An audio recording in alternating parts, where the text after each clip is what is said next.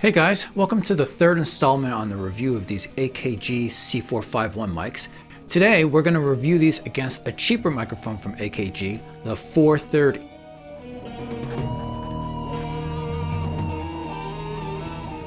So before we get to the sound samples, let's take a look at some of the differences and features between these two mics.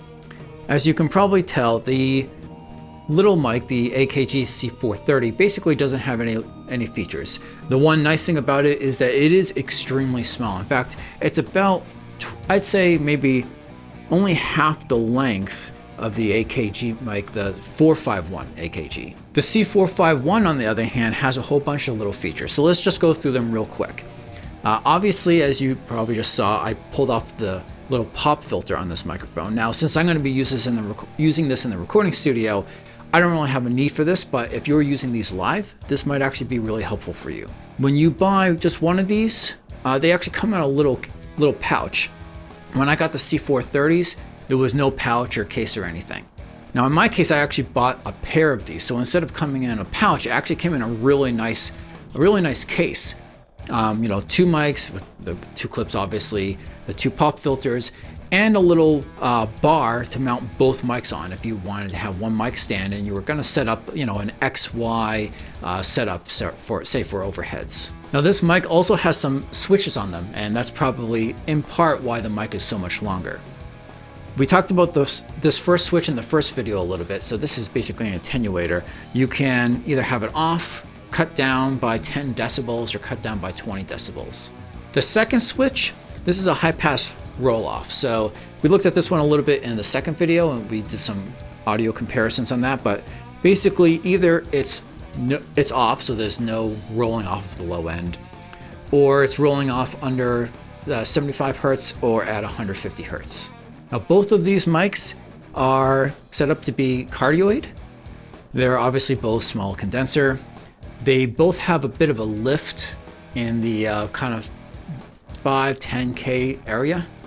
One thing to note is the output levels on these mics. So since I bought the stereo pair, they are supposed to be matched for output level. And some quick tests I used on these, they seem to be pretty well matched.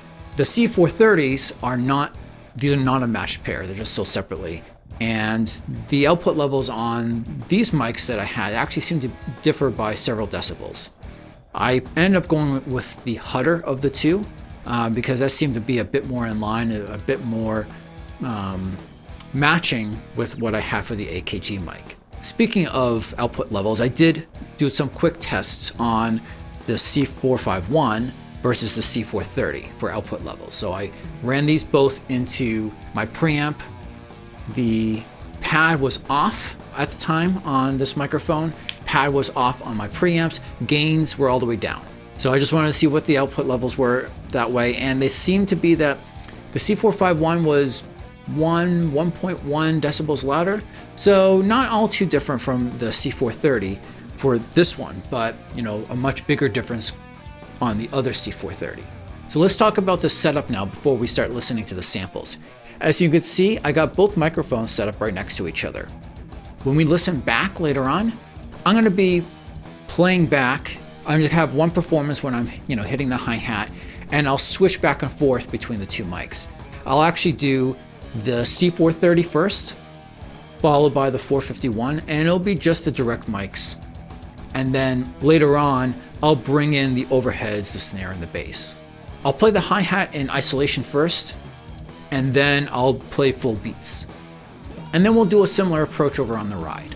As far as which switch settings I'm using on these mics, I decide to keep the pad off, so I'm not doing any attenuation on the mic.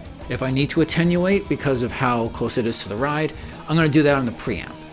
I will, however, switch the high pass filter roll-off setting to 150, so that's the maximum amount. I want to get the biggest difference in sound between the c430 and the c451.